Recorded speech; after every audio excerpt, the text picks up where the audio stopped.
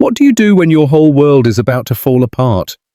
When you're stuck in a hospital ward, counting every breath your tiny baby takes, and the man who swore to love you is off living a secret, high-rolling life with his latest conquest. This is the story of a young Aussie mum who faced the ultimate betrayal, only to discover a shocking secret that would change her and her son's lives forever. But what she didn't know was that a dead man's vengeful plan was about to expose the truth and turn her husband's life into a flaming train wreck. The stale, sterile air of the paediatric intensive care unit at the Royal Children's Hospital in Melbourne was like a second skin for Amelia. It was a cold that got right into your bones, but it was nothing compared to the chill in her heart. For the last few months, her world had been a grim cycle of beeping monitors, hushed conversations, and the tiny, fragile hand of her 4-month-old son, Noah. His body, so small and defenseless, was hooked up to a complex maze of tubes and wires. The diagnosis, an aggressively advanced case of cystic fibrosis, had hit them like a freight train. Their only hope, a double lung transplant, was an incredibly risky and astronomically expensive procedure, a mountain that seemed impossible to climb. But while Amelia was living this nightmare, her husband, Lachlan King, was on the other side of the city, in a parallel universe where grief and despair simply didn't exist. He was on the rooftop bar of the Adelphi Hotel, sipping on expensive bubbly with a stunning architect named Talia. The sounds around him were the happy chatter of the well-heeled and the gentle thump of electronic music, not the chilling beep of a heart monitor.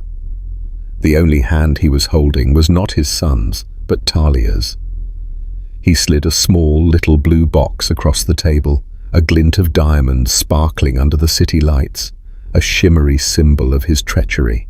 "To our future," he whispered, the words thick with the smell of top-shelf whiskey. Talia smiled a dazzling, complicit smile that promised a world free of complications, hospitals, or sick kids. For Amelia, the very concept of a future had shrunk down to the next few hours. Her life, once filled with the simple joys of a newly married physio, was now all about deciphering medical charts and whispering empty promises to a baby who might never hear them. She'd met Lachlan on a skiing trip in the snowy mountains. He was the golden boy, the heir to the powerful Kingmar developments, and he had swept her off her feet with a captivating charm. He pulled her out of her quiet suburban life and into a universe of lavish dinners, weekends on the Gold Coast, and the promise of a fairy tale love.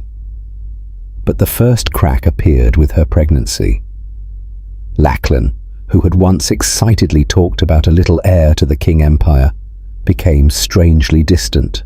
The news of Noah's illness was the final blow that shattered their fairy tale. Amelia saw something die in her husband's eyes that day. Compassion was replaced by cold calculation, love by barely hidden resentment. "We'll work it out," he'd said. But the words were hollow, devoid of any real conviction. The only way he knew how to work it out was to emotionally abandon her. His excuses were always the same: an urgent meeting, a business trip, a client dinner that couldn't be cancelled. The truth was, the only investor he was wining and dining was Talia. While Amelia was living on cold sandwiches from the hospital cafeteria, Lachlan and Talia were dining on degustation menus and flying to tropical islands. He gave Amelia the same line about not having the money for Noah's treatment, something about the economy, company red tape, needing to maintain liquidity. "I can't just pull millions out of the company, Amelia. It doesn't work like that," he'd explained with patronizing patience, as if she was a simpleton who couldn't grasp the intricacies of business. Little did she know the money was being siphoned off to fund a double life, building a future on the ashes of the family he was abandoning. Amelia was adrift in a lonely ocean. Her parents were a whole continent away in Perth, offering impotent emotional support over the phone. The King family, once so welcoming, now treated her with a polite distance. His mother, Beatrice, seemed to blame her sick grandson for her son's unhappiness. Only the patriarch, Arthur King, a man of few words and a piercing gaze, showed any genuine concern. He called every morning, not to ask about Lachlan, but about Noah. It was a tiny lighthouse in a sea of indifference. On that night, as the diamond necklace was being fastened around Talia's neck, Amelia got a visit from the head pediatrician. His words were straight to the point. "Amelia, time is running out. We need to get him on the transplant list now. That means initial costs of almost $1 million for logistics and the team, which the private health fund won't fully cover." $1 million. The number echoed in Amelia's mind, a terrifying thud. Her hands trembling, she called Lachlan. The call went straight to voicemail. She tried again and again. On the fourth try, he answered, his voice annoyed and muffled by the loud music in the background. "Amelia, I'm in the middle of a really important meeting." "What is it?" "It's Noah," she choked out. "The doctor says we need the money now. His time is running out." There was a long pause. Amelia could hear a woman laughing in the background. "Look, I told you I can't just get that amount of cash overnight. The company is going through an audit. I'll see what I can do tomorrow." "Tomorrow might be too late," she cried, her composure finally shattering. "I can't just pull a miracle out of my arse, Amelia. You need to be realistic. Now I've got to go." And then he hung up. The abrupt end to the call felt like a physical blow. The important meeting was more important than his own son's life. The reality he wanted her to understand was that he had made his choice. And the choice wasn't her or Noah. It was Talia, the champagne, the diamonds, and the promise of a life without the burden of a sick kid. Sitting there in the hospital, Amelia finally understood the full dimension of his betrayal. It was more than just physical or emotional. It was a fundamental breaking of the most sacred promise a man can make. He wasn't just absent, he was actively choosing his son's death by denying him the resources to live, while splurging that very money on his own selfish pleasure. The icy feeling in her chest hardened into a cold, steel-like resolve. She would fight for Noah, alone if she had to. She'd move heaven and earth, but she wouldn't let her son die. Little did she know, in a mansion in the Sydney suburbs, an old man, haunted by his own demons, was already setting a plan in motion, preparing a revenge that would echo from the grave. Death rarely asks for permission.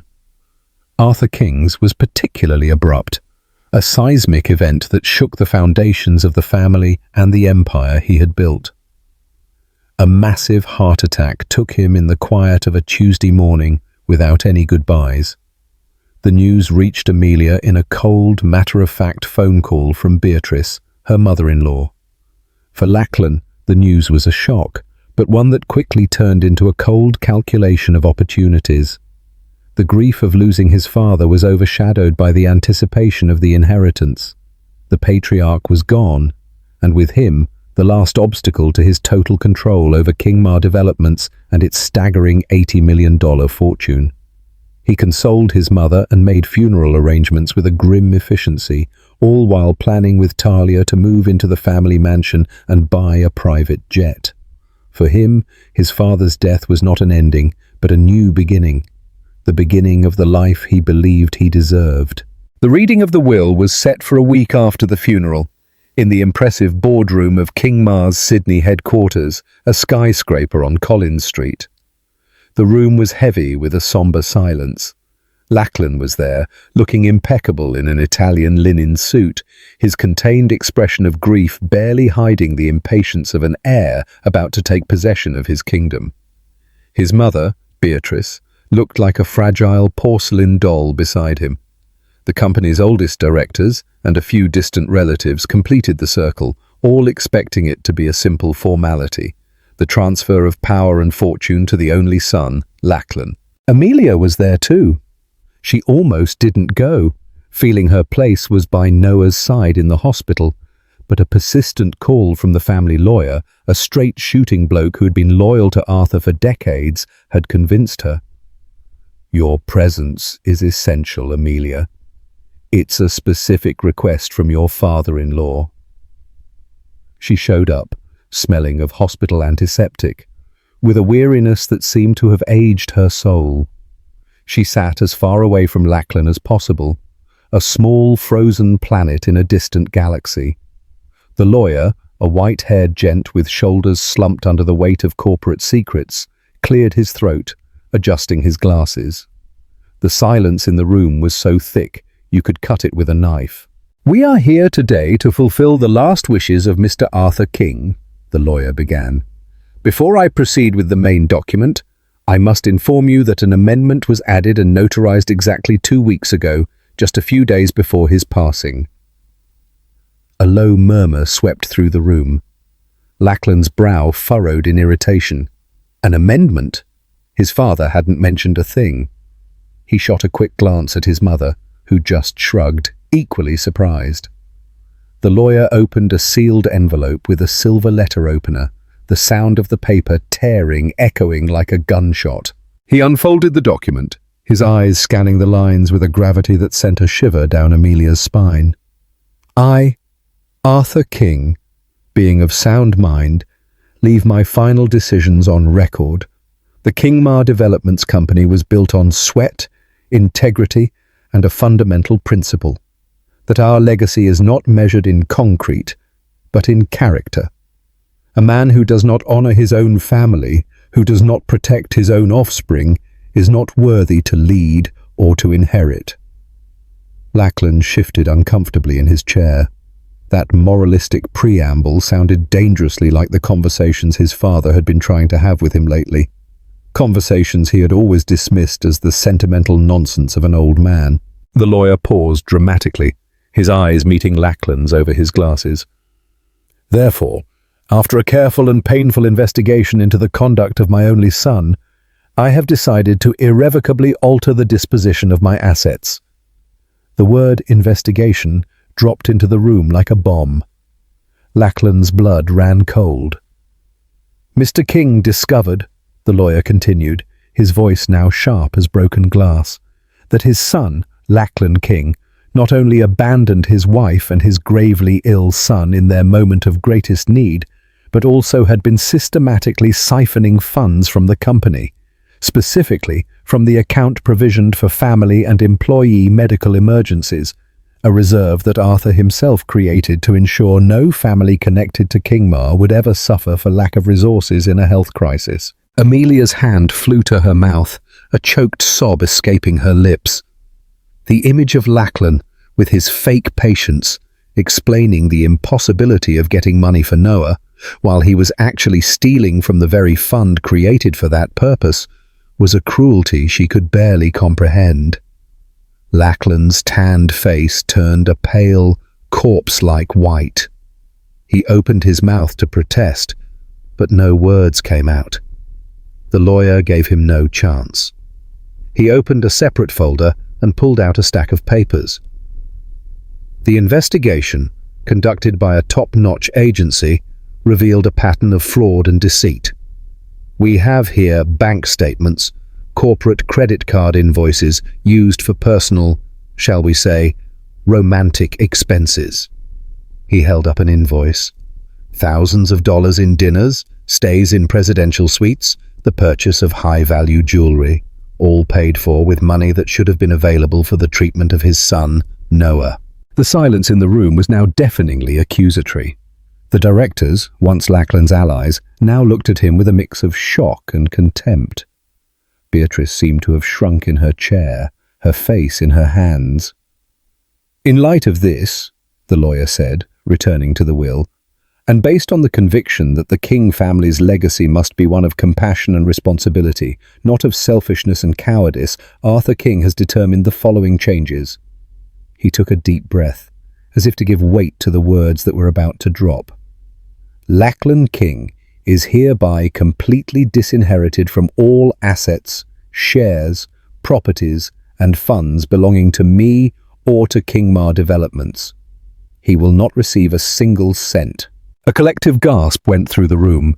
Lachlan finally found his voice. "This is a joke. It's illegal. My father was senile, manipulated. I'll contest this farce." The lawyer raised a hand, silencing him with a gesture of unquestionable authority. "Your father anticipated that reaction, Lachlan, which brings me to the second and main disposition of the will." His eyes turned to Amelia, and for the first time she saw a flicker of compassion in the lawyer's face. The entirety of Arthur King's inheritance, including his majority stake in Kingmar Developments and all his personal investments, valued at approximately $83 million, will be transferred to an irrevocable trust fund. This fund will have one sole beneficiary, Noah King.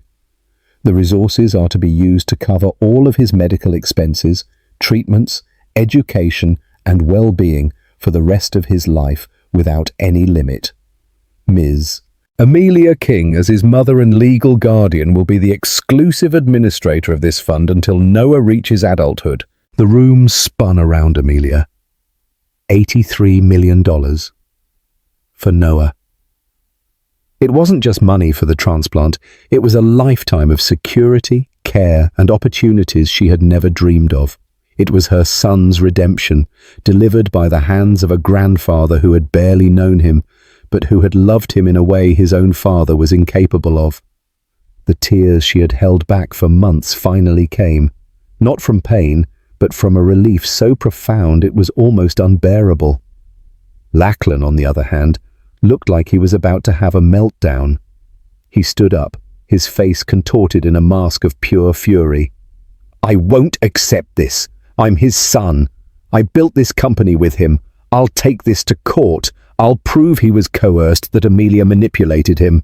"I wouldn't advise you to do that, Lachlan," the lawyer interrupted, his voice calm but with a final chilling tone of warning.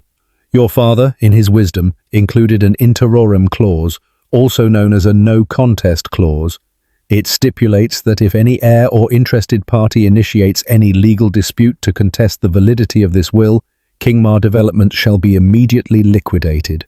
The company will be sold, and 100% of the proceeds, along with all of Arthur's personal fortune, will be donated entirely to the Royal Children's Hospital to build a new wing for the treatment of rare childhood illnesses. It was the final blow, the checkmate. Lachlan froze, his hand extended in a gesture of accusation, his body trembling with impotent rage. His father had not only disinherited him, he had boxed him in. Contesting the will wouldn't get him the inheritance back. It would only destroy the family legacy forever, wipe out the company that the directors and relatives present depended on, and brand him not just as an unworthy son, but as the destroyer of the Kingmar Empire. He looked around for an ally, a sympathetic glance, but found only closed, judgmental faces. He was alone, humiliated in front of Sydney's business elite, stripped of his inheritance, his prestige, and his future. His phone buzzed in his pocket. A text from Talia. "So, my love, can we celebrate now? Can't wait to start our life." Lachlan looked at the screen, at the smiling photo of the woman for whom he had gambled everything, and felt the ground disappear beneath his feet. He hadn't just lost a fortune, he had lost everything. And the fall had only just begun. Lachlan's exit from the Kingmar boardroom wasn't a walk, it was a panicked scramble. He fled down the polished marble corridor, past the oil portraits of his grandfather and father, the painted eyes of the founders seeming to follow him with a silent accusation. Every step echoed his humiliation. The man who had entered that room as the presumptive heir to an $80 million empire was leaving as a pariah. A man whose greed and cruelty had been exposed under the cold, merciless light of truth. He ignored the sideways glances of employees, the sudden silence that fell in the departments he passed through. The news, he knew, would spread through the company and the market like a bushfire. When he reached the private car park, his designated spot, once marked with a Lachlan King Vice President plaque, was already occupied by one of the director's cars. It was a small detail, but brutally symbolic. He no longer belonged there. In the days that followed, Lachlan descended into a frenzy of denial and rage. He holed up in Talia's apartment, which had become a tense, gilded cage, and spent hours on the phone with the most expensive and aggressive lawyers in Sydney. The answer was invariably the same, delivered in tones that ranged from cautious compassion to barely hidden irritation. Lachlan, the in terrorem clause is perfectly legal and ironclad, the fourth lawyer, a specialist in succession law, told him. Your father was meticulous. He had the best legal minds draft this. Any move you make in court will trigger the company's sale. There are no loopholes, no technicalities.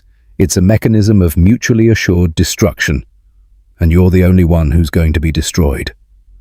Lachlan punched the raw concrete wall of Talia's loft, the sharp pain in his knuckles a welcome relief from the suffocating agony of his impotence. He, the master negotiator, the man who always found a way out, was trapped by his own father's posthumous genius. The humiliation, however, wasn't limited to the legal realm. It infiltrated every aspect of his life, poisoning the air he breathed. The world that had once worshipped him now turned its back. Longtime business partners, men he'd played golf with at the Royal Sydney Golf Club and closed million-dollar deals with, suddenly stopped returning his calls. An invitation to a charity gala, where he was to be an honoree, was indefinitely postponed. His name was quietly removed from the board of two major corporations. Sydney's elite, a community united by both ties of wealth and an unwritten code of conduct, had judged and condemned him. Leaving your wife was a tolerable indiscretion. Abandoning a sick child to die while stealing from your own family was an unforgivable breach of decorum, a stain that all the money in the world couldn't wash away. And now he didn't even have the money. The fall from grace was a public spectacle. A discreet but devastating note in a major newspaper's social column mentioned the surprising twist in Arthur King's will, alluding to character issues that led to the restructuring of the inheritance in favor of his sick grandson. It was enough to pique the media's curiosity. Soon, investigative journalists began to dig. The existence of the private investigation commissioned by Arthur, whose reports were attached to the will as proof of his sound mind, became public knowledge. The sordid details leaked. The dates of romantic trips with Talia that coincided with Noah's surgeries, the invoices for expensive gifts bought with money from the medical fund. Lachlan went from being a respected businessman to a caricature of the modern villain, the heir who let his son die. The business impact was immediate and catastrophic. Kingmar, now under the administration of a transition council led by Amelia and the family lawyer, found itself in a delicate position. Clients and investors, while admiring Arthur's actions, were wary. In his blind rage, Lachlan began spreading rumors in the market, saying the company was unstable, that a physio had no capacity to run an empire, trying to sabotage from the outside what he couldn't take from the inside. It was a monumental miscalculation. The Kingmar Council, to protect the company and Arthur's legacy, hit back. They issued an official statement detailing the reasons for Lachlan's disinheritance, including clear mentions of his financial misconduct and breach of trust. They also announced the creation of the Arthur King Foundation, a project Arthur had already outlined, which would use a percentage of the company's profits to fund treatments for children with rare diseases. The move was brilliant. It transformed the crisis into a story of corporate redemption. Kingmar was no longer the company of the scoundrel heir. It was the company that was rising again on ethical principles, led by a courageous mother and a visionary grandfather. The shares, after a brief dip, stabilized and began to climb. For Lachlan, every piece of news about the new Kingmar's success was like salt in an open wound. He was formally fired from his position, his termination letter delivered by a courier. His corporate credit cards were cancelled in the middle of a dinner with Talia, a moment of humiliation he would never forget. The car he drove belonged to the company and was repossessed. The apartment he lived in before moving in with Talia also belonged to Kingmar, and he received an eviction notice. Within weeks, he went from a man whose wealth was counted in tens of millions to a man without a job, a car, a home, and with a reputation in tatters. His only possession was his arrogance, but that didn't pay the bills. He tried to use his contacts to get a new job, a directorship at another firm. The conversations were always polite, but ended with the same phrase, "We'll review your CV and get back to you." The call never came. No one wanted to associate their brand with the toxic name of Lachlan King. The business elite he had so courted and felt so much a part of had ejected him like a foreign body.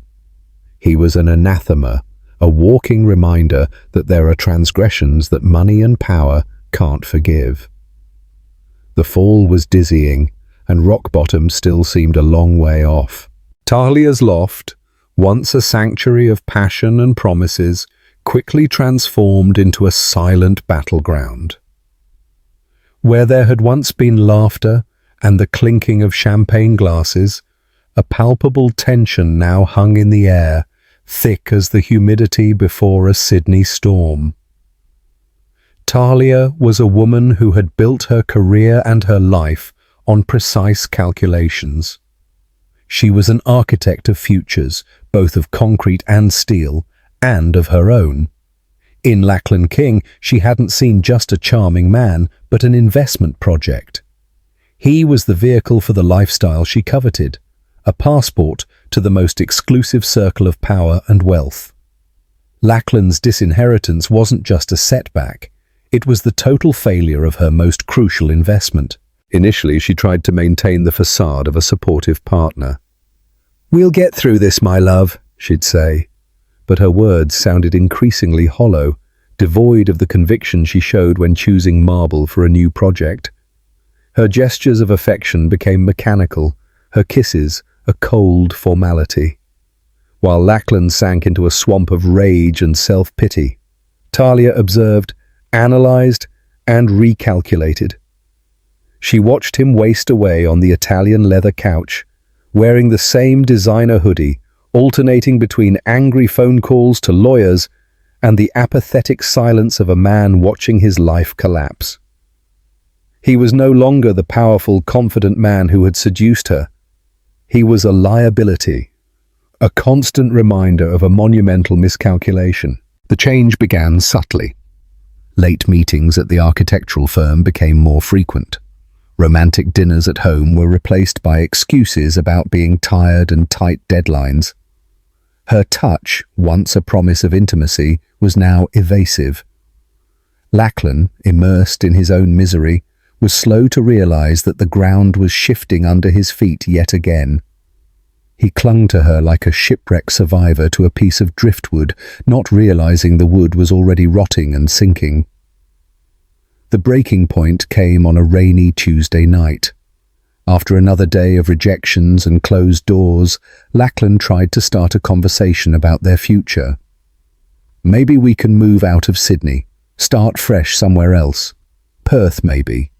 I could get a job as a site manager, something to start over," he rambled, his voice desperate for a spark of hope. Talia, who was applying an expensive facial cream in front of the mirror, stopped and turned to him. Her expression wasn't one of anger or sadness, but of a cold, surgical clarity. "We're not going anywhere, Lachlan. I'm not going anywhere. My career is here. My contacts are here. My life is here." "What about us? What about our future?" he asked, his voice little more than a whisper. Talia let out a short, humorless laugh. "Future? What future, Lachlan? The future you promised me involved a mansion in Vaucluse, not a rental apartment in Perth. It involved being the Mrs. King of the Kingmar Empire, not the wife of a bitter site manager." Every word was a precise, calculated blow designed to wound. "I didn't sign up for this. she continued, her tone now cutting. "I didn't abandon my own principles and ignore your son's situation to end up in a middle-class life counting pennies. I invested in you, Lachlan, and you, my dear, went bankrupt." The brutality of the confession left him breathless. He stared at her, seeing her for the first time not as the sophisticated and passionate woman he thought he knew, but as a predator who, having realized her prey had no more meat on it, was ready to abandon the carcass. "So that's it?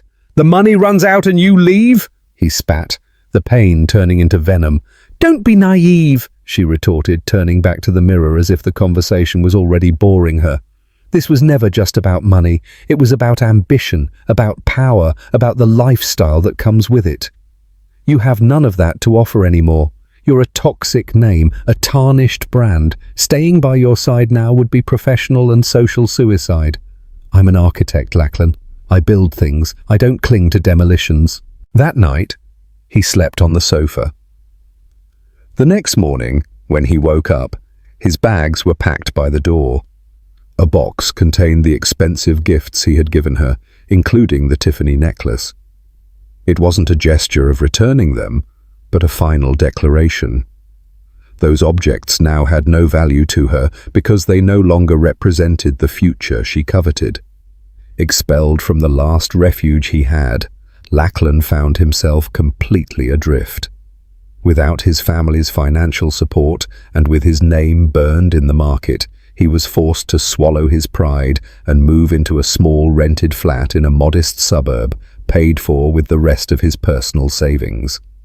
The Italian suits were replaced by cheap clothes, the 18-year-old whiskey by a six-pack of beer. Loneliness was his constant companion, an echo of his own choices. Months passed. Lachlan got a temporary, almost humiliating job supervising a small renovation, work that at the height of his power he would have delegated to an intern. It was during this time, idly flipping through a celebrity magazine in a supplier's waiting room, that he saw the photo that sealed his isolation. It was a picture of Talia, radiant, at a charity gala. On her arm, with a possessive hand on her waist, was an older, grey-haired man with a satisfied smile. The caption was short and brutal. Architect Talia and magnate Julian, new couple on the scene, announced their engagement at a charity event. The engagement. The word hit him with the force of a punch. Talia hadn't just moved on, she had upgraded. She had traded him for a richer, more powerful man, one without the scandal he carried. She had found her successful investment project. In that moment, sitting in a plastic chair, the smell of cement and dust in the air, Lachlan understood the full extent of his ruin. He hadn't just lost his inheritance, prestige and mistress. He had lost himself. He had become a ghost in his own life, haunted by the ruins of what could have been. The fall had ended. Now, only the emptiness remained. While Lachlan's world disintegrated into a silent heap of dust and regret, a universe of hope and rebirth blossomed under the protection of Arthur King's legacy. A few days after the will was read, the family lawyer handed Amelia a sealed personal envelope with the same King family wax seal. Inside, there wasn't a legal document, but a letter written in the firm, yet slightly trembling handwriting of a man confronting his own demons. "My dear Amelia," the letter began, "if you are reading this, it's because my journey has ended and Noah's can finally, truly begin, and it is imperative that you understand why." The letter was a confession, a testament of pain that had spanned decades. In it, Arthur revealed the darkest chapter of his life, a secret he had carried like an anchor in his chest. Long before Beatrice Kingmar and the fortune, he had a first marriage, a young wife and a daughter named Lucy. The girl, just like Noah, was born with a fragile health condition, a congenital heart disease that required constant and expensive care. The young Arthur, ambitious and terrified by the responsibility, felt trapped. "I was a coward, Amelia," he wrote. "I saw my daughter not as a blessing, but as an obstacle to my dreams of greatness. And then I did the unthinkable. I abandoned them. I convinced myself it was an act of practicality, that they would be better off without me. It was a lie to soothe a guilty conscience. I never saw them again. Lucy died at the age of 5, and I learned of her death from a newspaper clipping a distant relative sent me. I built an empire on the foundation of that abandonment, and every brick I laid was a brick on the tomb of my own humanity." The revelation hit Amelia with overwhelming force. Arthur's concern for Noah, his sad eyes, his insistence, it all made sense now. It wasn't just grandfatherly affection, it was a desperate quest for redemption. When I saw in Lachlan the same fear, the same weakness, the same selfishness that defined me as a young man, the letter continued, I knew the cycle had to be broken. Protecting Noah wasn't just about saving my grandson. It was about saving my son's soul from committing the same unforgivable sin that I did. And maybe, selfishly, about finding some peace for my own. The money I leave to Noah is not an inheritance. It is an apology. An apology to Lucy, whom I couldn't save, and an act of faith in Noah, who can now be saved. Use it to give him the life I stole from my first daughter. Break the cycle, Amelia. Show him that the true King family legacy is not what we build, but who we protect. Amelia folded the letter, tears blurring the ink. She wasn't just administering a fortune. She was the guardian of a posthumous act of love, the executor of a redemption that had crossed generations. With the resources now unlimited, the path to Noah's recovery opened up like the Red Sea. Amelia, transformed from a desperate mother into the commander of a rescue mission, mobilized the best medical team money could buy. A private jet, configured as an airborne ICU, flew Noah and a team of specialists to Boston, home to one of the world's most advanced pediatric transplant centers. There, the wait for a compatible donor was agonizing but brief. The transplant, a 12-hour surgical marathon, was a success. When Amelia saw Noah for the first time after the surgery, extubated and breathing on his own with his new lungs, the soft, regular sound of his breathing was the most beautiful music she had ever heard. It was the sound of life, pure and effortless. The following months were a miraculous recovery. Far from the toxic environment of Sydney, in a rented house near the hospital, Amelia and Noah lived in a bubble of progress and discovery. The baby, who had spent most of his short life lying in a hospital bed, now had energy. He learned to roll over, to sit up unsupported, to smile with his whole body. The moment he crawled for the first time, chasing a colourful toy across the living room floor, was a victory as monumental as any skyscraper King Ma had ever built. And then, at 14 months, holding on to his mother's firm hands, Noah took his first wobbly steps. Each step was a defiance of the death sentence he had received, an affirmation of life that echoed his grandfather's faith. Amelia was also reborn. The experience had forged her into a woman of unshakable strength and purpose. She was no longer the young physio dazzled by the world of the wealthy. She was a leader, a strategist, an advocate. Upon returning to Australia with a healthy, rosy-cheeked Noah, she took her place on the King Ma Council, not as a decorative figurehead, but as the company's moral compass. Inspired by Arthur's letter and her son's journey, she presented the plan for the Arthur King Foundation to the board. It wouldn't just be a charity initiative, but the new heart of the company. Using a significant portion of the annual profits, the foundation was created to fund high-cost treatments, provide logistical and emotional support for families with seriously ill children, and invest in research. Arthur's legacy would not just be to protect his grandson, but thousands of other Noahs and Lucys across Australia. The foundation became a resounding success, redefining King Mar's image and giving a new, profound meaning to its work. Amelia, the mother who had fought alone in a hospital corridor, was now the hope of countless families. The living embodiment that, even in the deepest darkness, the light of a single life can illuminate the path for many others. 2 years went by. Time, that relentless sculptor, had chiseled new realities into everyone's lives. For Noah, they were years of discovery. The boy who had fought for every breath was now running through the garden of the Vaucluse mansion, his crystalline laughter echoing among the trees his grandfather had planted. He was a vibrant, curious child, with a barely visible scar on his chest as the only physical reminder of the battle he had won. His new lungs, a gift from an anonymous donor, filled him with life. And his eyes, the same piercing eyes as Arthur King, shone with a precocious intelligence.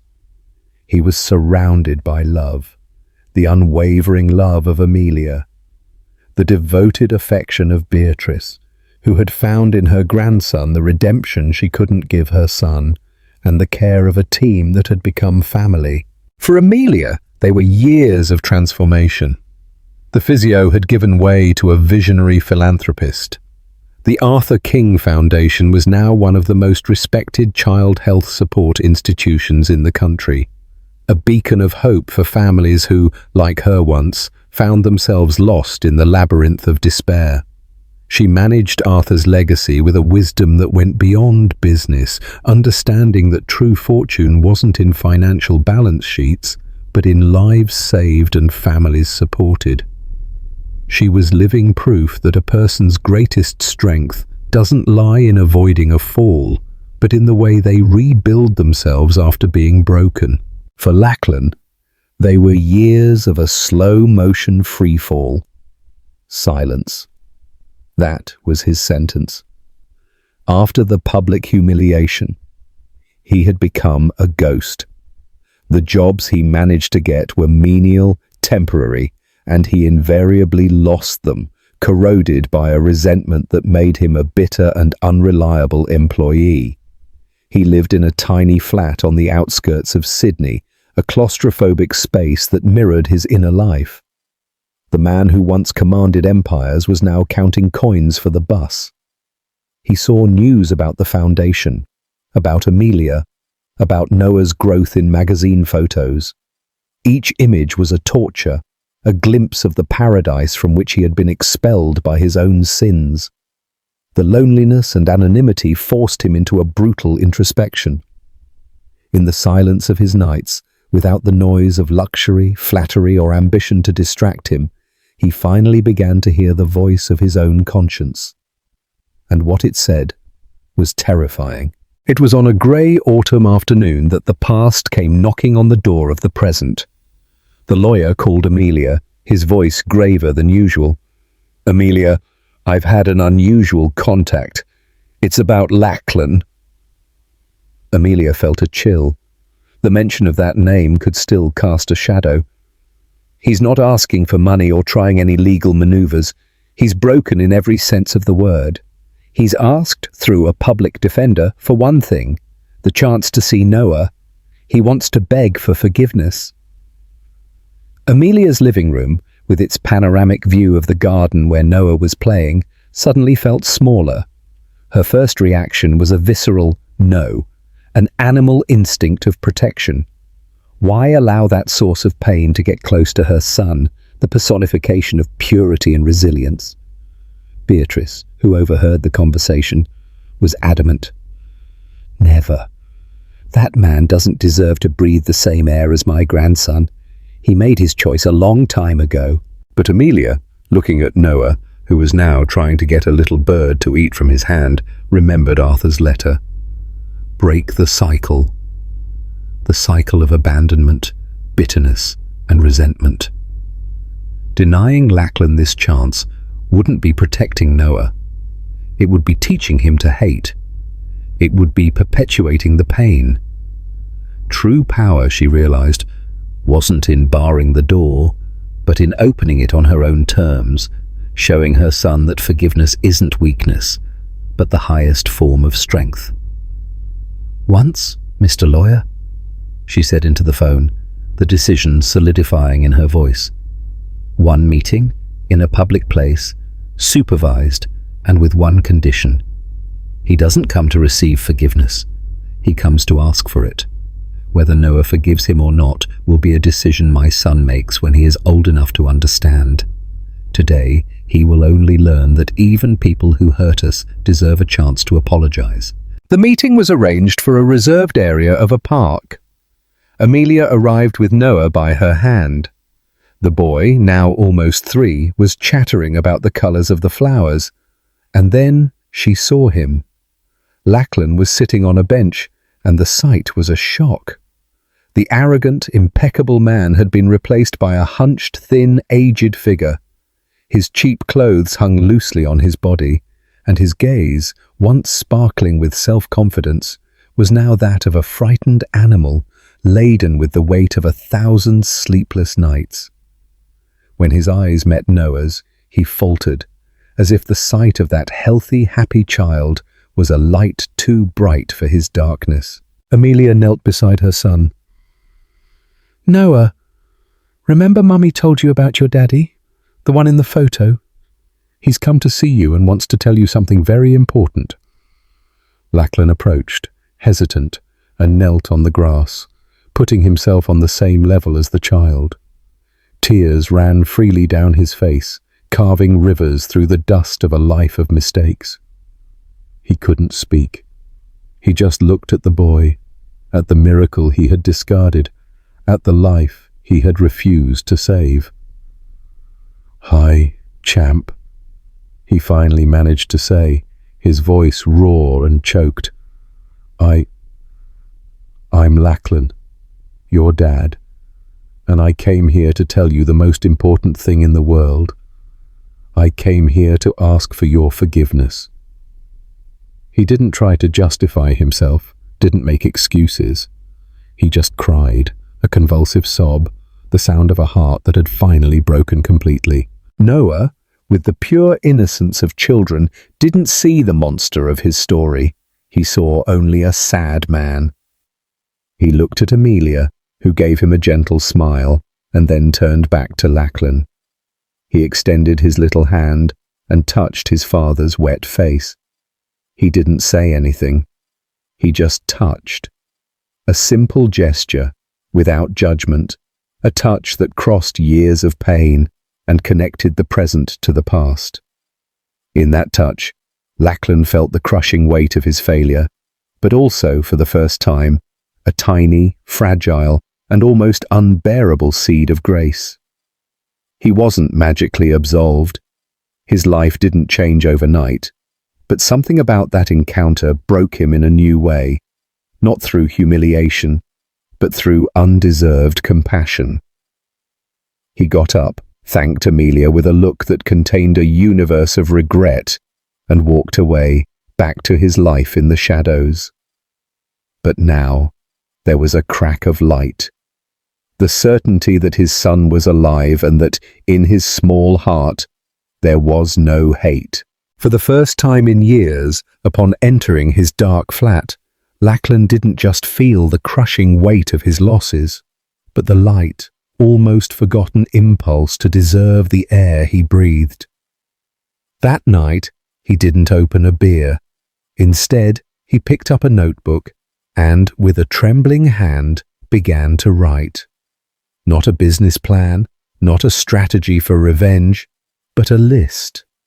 A list of steps, however small, to become a man who one day might be able to look at his own reflection without feeling only shame. The journey would be long, lonely, and without guarantees. But for the first time, it had begun. Amelia hugged Noah tightly, the smell of grass and childhood filling her senses. She looked up at the sky as if she could see Arthur King watching over them. The cycle was broken. Noah would grow up knowing that true love is not defined by the absence of flaws, but by the ability to face them with courage and passion. He would grow up protected, not by walls of money, but by a fortress of unconditional love, with the certainty that he was chosen, celebrated, and loved, even when his biological father had failed. The true legacy of Arthur King wasn't in the name of the company or the millions in the bank. It was right there, in that park, in the hand of a child touching the face of a repentant father, in a mother's choice to teach forgiveness instead of revenge. It was proof that the greatest construction of all is, and always will be, the rebuilding of a human heart. So, what did you reckon? Did this story grab you right from the get-go? What do you think about the old man's wild plan? Let us know in the comments below what you thought of this yarn and whether you think Lachlan can ever truly redeem himself. And hey, if you loved it, be sure to hit that like button, subscribe to the channel, and we'll catch you on the next one.